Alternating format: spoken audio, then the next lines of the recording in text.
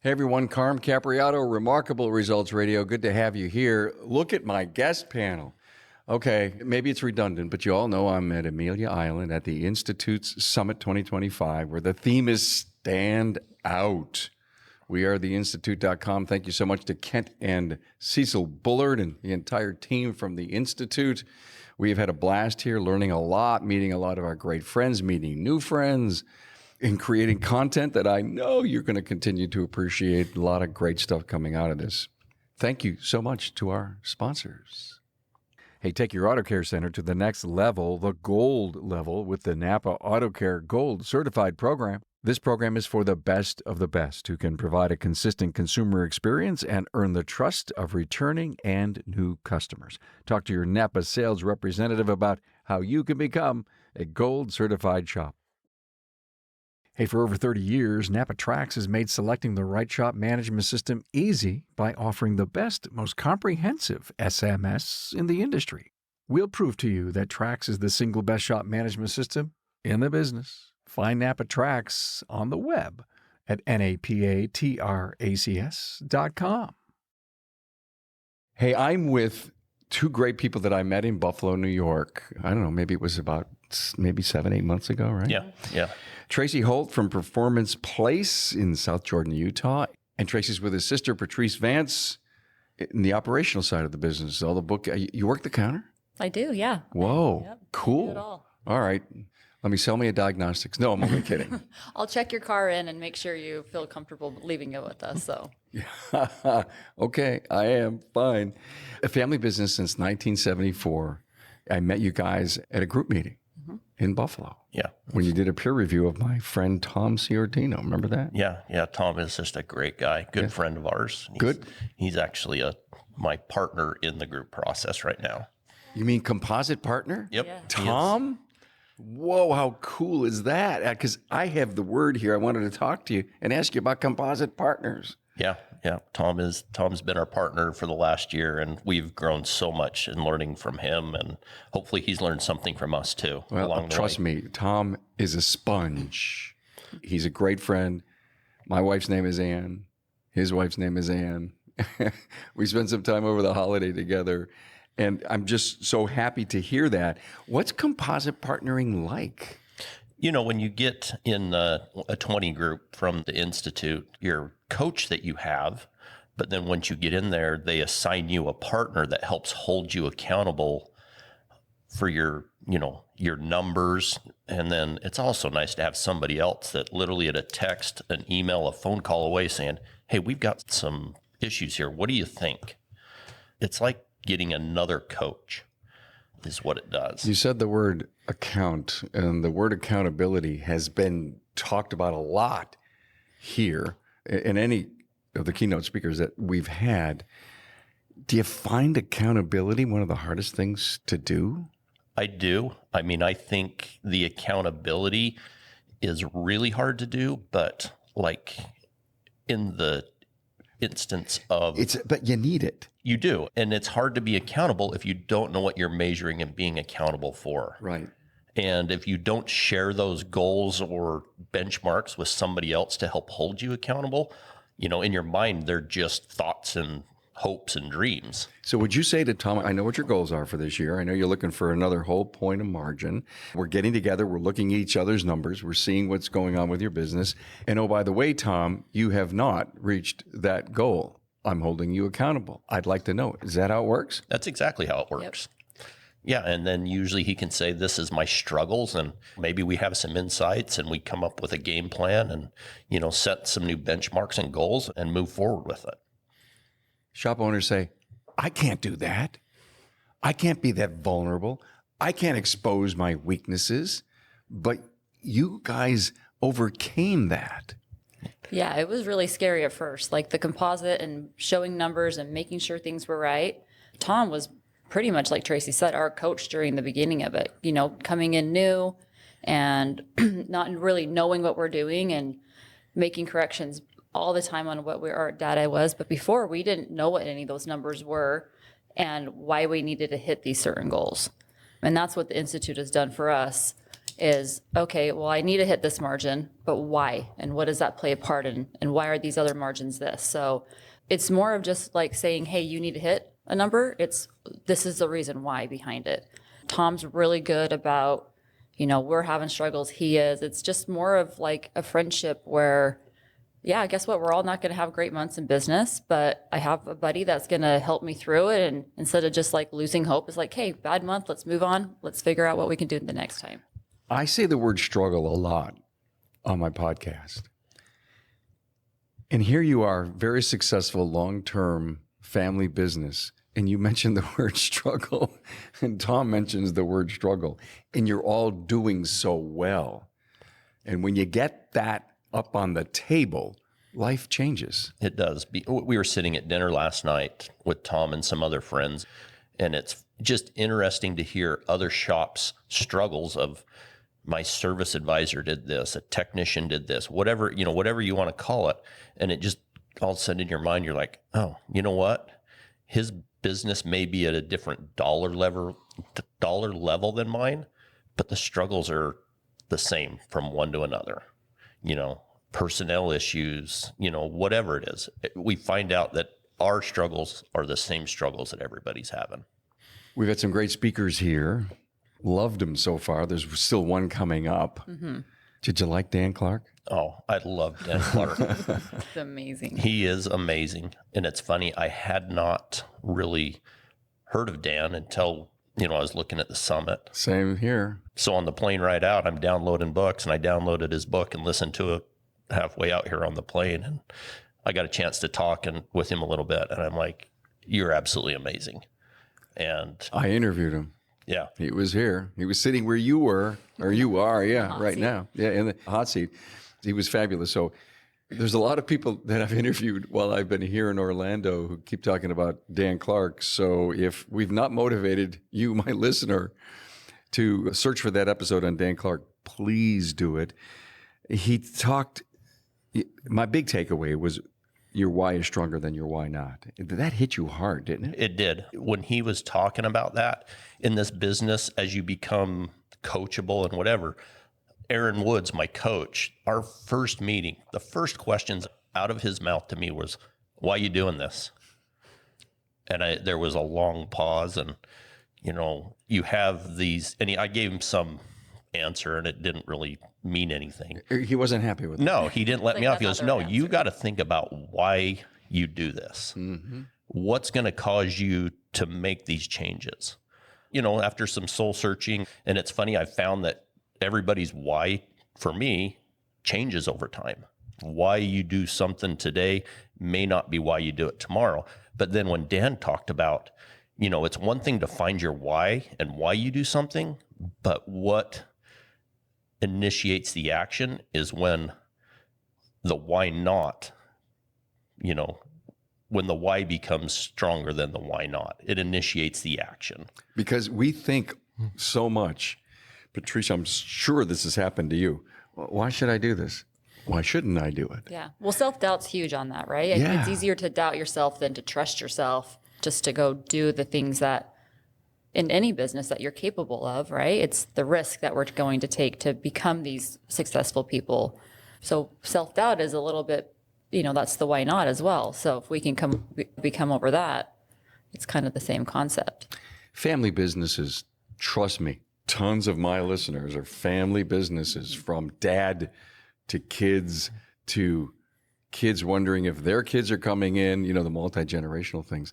How does the dynamic of your family work? And is dad still working in the business? Let's talk about that. No, dad since about COVID time, he's been retired for years, but he just showed up every day at the shop. Mm-hmm. And then since COVID kind of triggered him and forced him to stay away because he was having a few health issues. And we said, Dad, you got to stay away. There's just, we don't know what's going on in the world, but with what you're dealing with, let's just stay away. So they have a house in southern Utah, and he spent some time down there.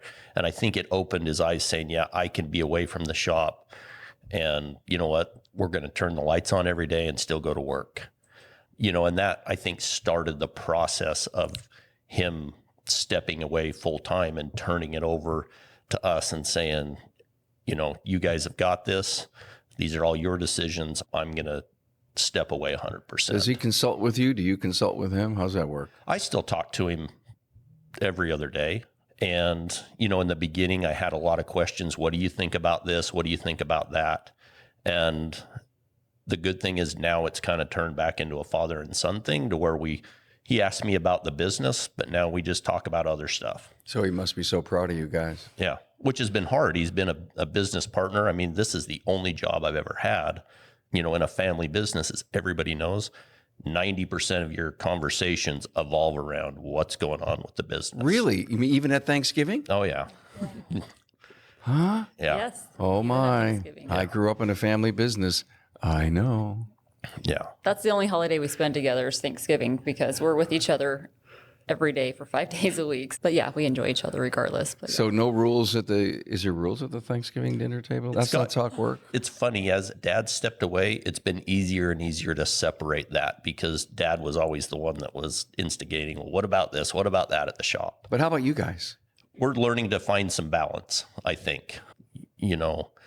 I think I've been able to find a little more balance between work is work, and it's always on my mind, but there's times when you've just got to shut it off and put that behind you. It's almost like maybe an emotional sense of relief. Tracy, do I talk? Yes. Oh, she didn't even hear my question. I guess for me, it's all about work.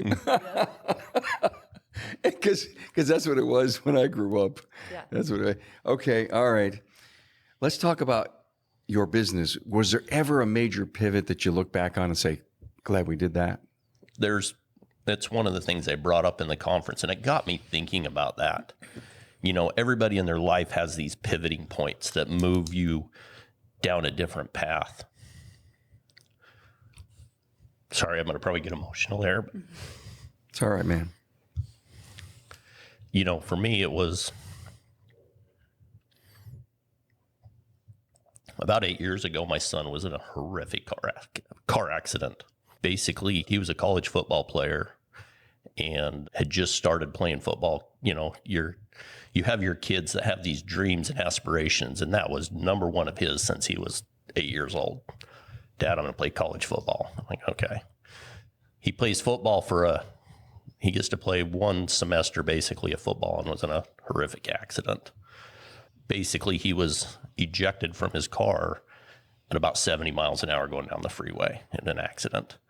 Long story short, he was in a coma for 3 months, broken neck, broken back, traumatic brain injury that we were told, he's got a 10% chance to make it through the weekend. If he makes it through the weekend, he's going to be a vegetable. Fast forward a year, he's in the hospital, out of the hospital. They send him home with us. And he was home. He had to learn how to walk, talk, everything of that. But he's home, and now I've got a 21-year-old son that's sitting at home, kind of in self-doubt and pity, trying to figure out, what do I do with my life? I said, get up, you're coming to work with me. So I drug him to work, made him come to the office, and he started to progress and get better and better. But over time, all of a sudden, I just realized it's like, regardless, this business, I need to make it profitable and sustainable to where, for him, I've always got a place for him to work. That was kind of my why in the beginning, which sprung me, and it became stronger than my why not. I need to make this work for him. Since then, my why has changed dramatically. It's still there for him. He still works for me. But, that was the initial pivot point in my life where it's like, we need some coaching. We need some help. We need to make this successful. So no matter what happens to me, this will be here for him. And that was the one point that I can look at my life where my life changed because of that. Wow. You gave him purpose. I did. EVs and other high-voltage vehicles are changing the automotive landscape. Is your shop ready? With more than 16% of these light-duty vehicles on the road, you will have many opportunities to service them, but you must do safely and properly. Get your shop trained and equipped to service hybrid and EV vehicles with Napa Autotech's innovative EV Ready Level 1 high voltage awareness and maintenance training. This 4-day program is held in a fully functioning EV repair facility with all the latest high-tech equipment and technology needed to train your technicians to go from an EV maintenance tech to an EV battery service tech after completing the entire program. This 4-day program is held in a fully functioning EV repair facility with all the latest high-tech equipment and technology needed to train your technicians to go from an EV maintenance tech to an EV battery service tech after completing the entire program. Each topic starts with intensive classroom training followed by in-depth hands-on practice, and students are tested on the knowledge they gained in the classroom. Technicians will learn on various hybrid and EV vehicles such as Tesla, Toyota, GM, Ford, Hyundai, and Nissan. This will allow them to make educated decisions on equipment needed in their own shop to perform repairs. This course is on site at the Napa Automotive Research Center in Canton, Ohio. Attendance requires ASE 6 certification, EPA ASE 609 certification, and at least 5 years of shop experience. The total cost is only $4,000 per attendee, which includes the 4-day course, hotel, breakfast, lunch, and the PPE needed to perform the services. Now, if you're a Gold Certified Auto Care, you can use your Gold marketing funds to offset the cost. Hey, don't miss out on this invaluable opportunity to advance your team skills and ensure your shop is EV ready. Contact the Napa Training Service Center at 800-292-6428 to secure your spot. Hey, let's face it, your shop management system is the single most important tool in your shop, period.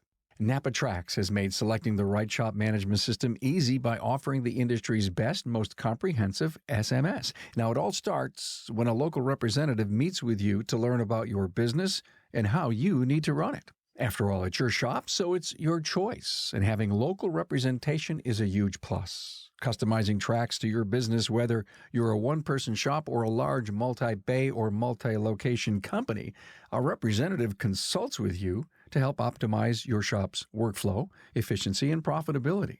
Trax always has the flexibility to do business how you need to do it, which means it can also grow as your business grows. And unlike the other guys, will be there for you after installation with the best training and support in the business. Yes, a learning management system tailored to each role in your company. Simply put, Trax was designed and built for shop owners just like you. Visit us on the web at NapaTrax, that's NapaTracs.com. I was talking to Dan about this yesterday and kind of sharing a little bit with him about his accident and what happened. And I said, it's one of those points in your life that absolutely I wish this would have never happened to him.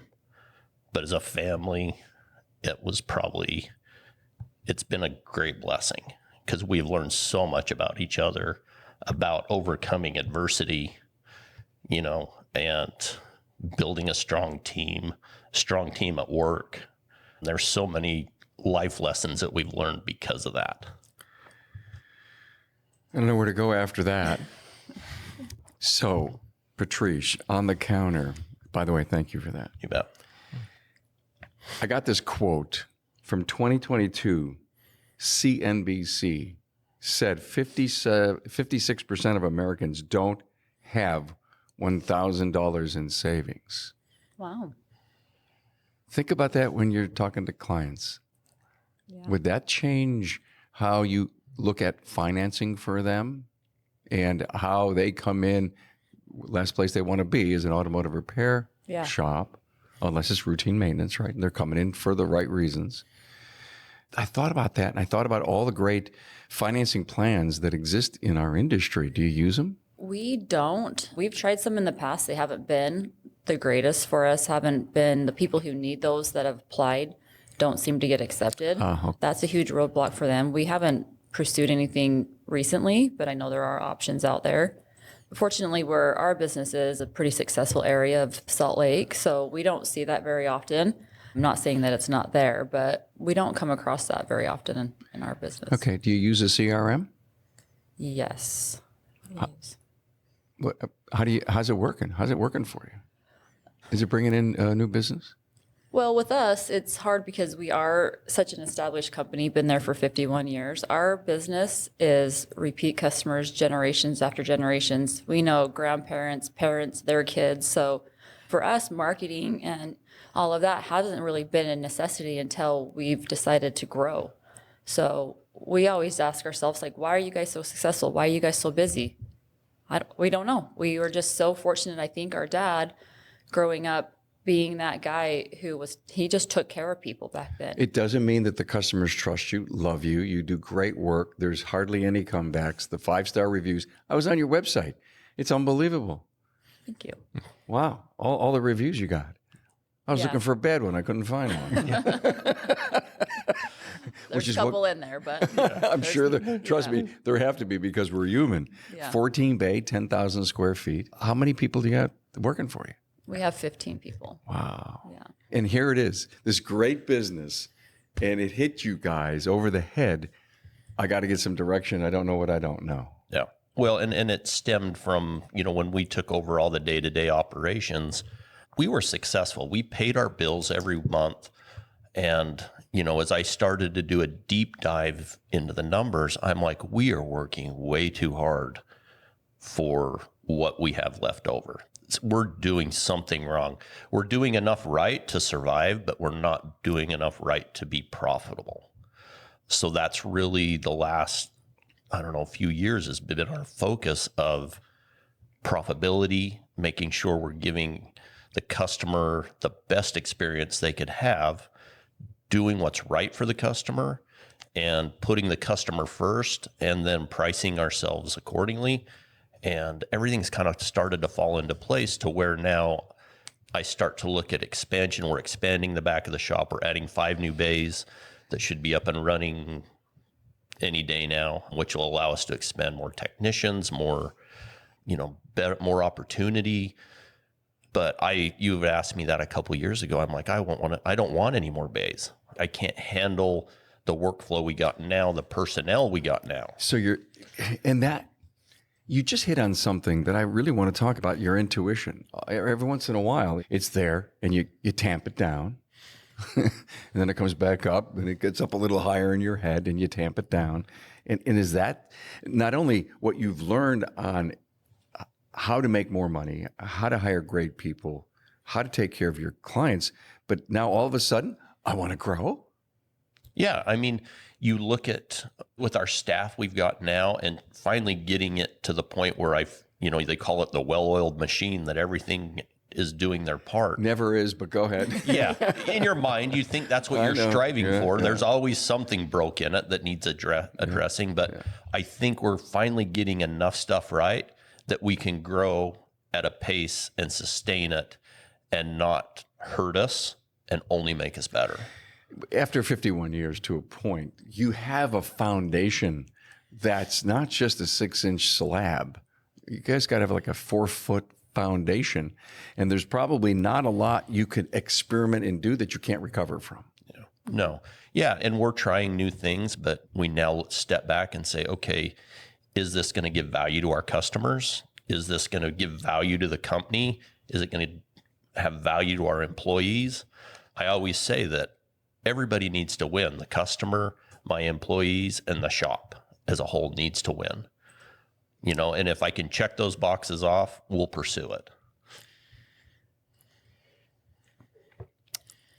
Do you guys have a great cost management hack that you can give our listener? Boy, it's funny. We had no cost management hack at all until getting on with the Institute and then starting to see your numbers broke down to what every little aspect of your business costs.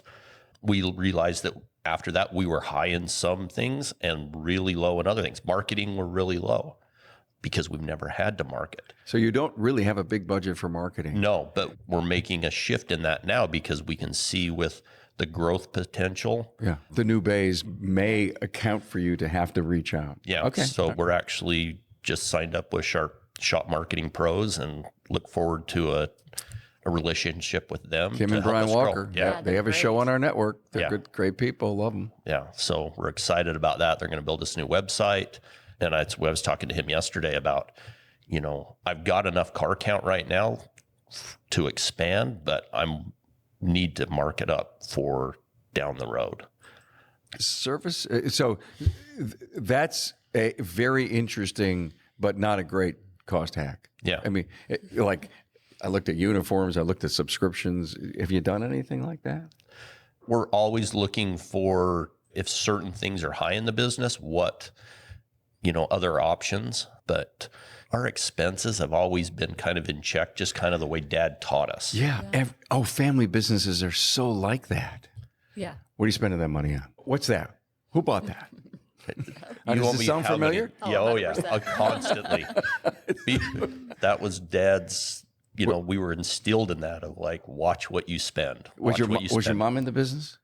Yeah, Yeah. she did all the books for Okay. him. And Oh so my God. She was probably, she probably stood there at attention with her rifle. 100% she did. And that was my grandma, by the way. And then it's the same thing. I do that to Tracy. So I've taken my mom's space and I'm sitting there with the rifle on the expenses. So What a Yeah. girl. Yeah, I know, right? Yeah. Wow. So you got to go through your sister to spend money. Yeah. And I don't know who's scarier, my mom or my sister. So Well, you're filling the good shoes, I aren't know, you? I got good ones to fill. So Oh my God. All right. Are you guys afraid of anything? I think everybody's afraid of something. In the back of your mind, you're always afraid of failure, whatever that means. But, we just can't dwell on that. Once you become profitable in this business, it seems like your mind shift always progresses into the future and growth. When you're surviving, all you're thinking about, man, I hope this doesn't blow up on me because it all could fall apart. You guys talked about struggle. You also talked about surviving. And those are two S words that really go together. And I think there's a big takeaway here. All the top shops that listen to the show, they get you guys. But the struggle ones, the ones that need to climb up above, if you will, that hole that they're digging, okay? You said something so powerful. I want to talk about it. Once you start making money, I got to make more. I got to learn how to make it. I got to be smarter at this, because look at what the profits can do for a company. The talent you can hire, what you can pay, the benefits you can provide, the equipment you can buy. And that, I think, is so big and it's so powerful. When you start making money, life changes. It does. I look at the way that the business is ran, and Dad did everything he could at the best of his ability to make it survive, and he did. But, I was saying we're doing some expansion in the back, new lifts, new heating, lights, and making basically another extension to the shop. And the difference from today, after, being profitable, versus 5 years ago, if we would have tried to do this, it would have been just do the bare minimum to get by. When we started this, it was kind of planned, but not really. But we've spent a lot of money in the last few months. But the difference is we've had the money to spend on the expansion. And in the back of my mind, I think about, you know what? I'm doing this for this goal that's in the end. And yes, it kind of sucks a little bit now because of the cost, but I haven't lost sight of the vision down the road of we're going to double. You would have never done this if there wasn't the ROI. No, You would have never done it. No. Is it almost done? just yes. Wow. It actually got some pictures. We've got a couple cars in there torn apart this week. So I'm excited to get back and obviously staff up for it and move forward. Patrice, have you ever fired a customer? no, I don't think so. I think I just deal with everybody, and Okay. everybody has a story. Everybody has their things they're going through, and maybe something's happening in their life and their car breaks down and it's the worst thing and they can ever do. But if you can, the worst thing that could ever happen to them at that moment, but if you can make that experience a good experience for them, it will seem to help their whole situation. Our customers, like I said before, we're super fortunate. We have a great clientele. We have a great area we live in. Families and families come in. There's one lady that comes in. She's very strong personality. She walks in one day and's like, I had to quit telling people about you. And I'm like, why would you do that? She's like, because I can't get in anymore now. All my friends are coming. I gotta, and she All has right, we need 4 new bays. yeah. For her, she has the biggest personality and she does podcasting and has a very big voice in the community. You know, she sits in our waiting room and she's everyone's best friend the whole time. So, you know, the word of mouth is what's so great for us with our clients because they're telling their friends about us. The whole thing about firing customers, we don't really do that. You said something very interesting there. Everybody has a story, and I would love to dig into that in a minute, but you just hit something. There's millions of podcasts out there, and there's so many locals. Everybody wants to be a podcaster, number one. Number two is, I love bourbon, so I'm going to go hook up with a bar, and I'm going to go there on a Friday night, and I'm going to do a podcast, and we're going to drink bourbon, or it's flowers, or it's community. What, if you think about the marketing side of that, get to befriend every podcaster in your town in South Jordan and make sure they're clients, and you'll never have to market again. There you go. We may have to keep expanding. So. Oh, shit. What a bay. Oh, I would never want that to happen. Are you kidding me? 4 more bays after these 4? Well, and it's funny, at times her husband does commercial real estate. And so whenever there's a shop for sale or something that pops up in our area, I get the email and I turn to her and she's like, no, Delete. let's get ours fixed first. Yeah. Well, that's interesting that you say that. Get it fixed. It's never going to be fixed. No, and we've realized that. So how many more shops could you have had if Tracy said yes to every one of your husband's things? I mean, he's sent like 10 of us in front of us, so there's, who knows? Yeah. Well, I shouldn't say fixed. Let's get this one duplicatable. Oh, I'm sorry. That's pretty damn powerful because you're right. Because you know enough about being able to go into another place and you struggle with number 2. And if you don't have the processes and the systems in play and you think of even wanting to go into 3, and all the multi-shop operators out there know it, and they've come on my show and said, confession, Yeah. about, oh my God, we finally figured it out after store 3.5. Yeah. Yeah. And that's because they did it on their own. They did it with no guidance, and they weren't even prepared to do 2, but they did it because can't pass up this opportunity. It just came to me. I had to say yes. The numbers were right. And they thought that they could just flip a switch. Yeah. And it just doesn't do that. No, and we've got to protect our business and our brand, and we will never do anything.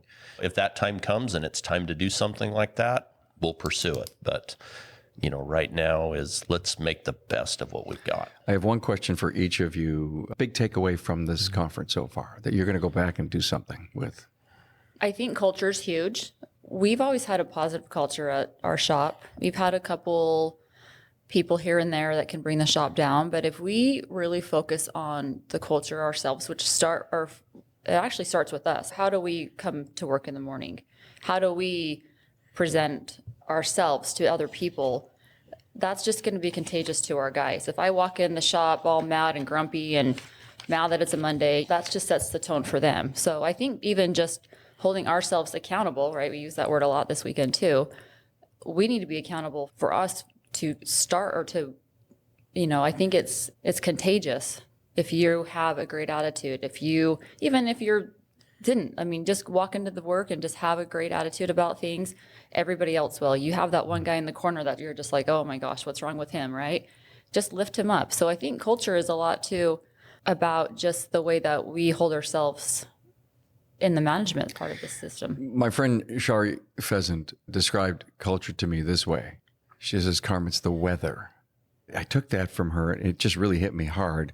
And then on podcasts, I would say, so is there a thundercloud in Bay 3?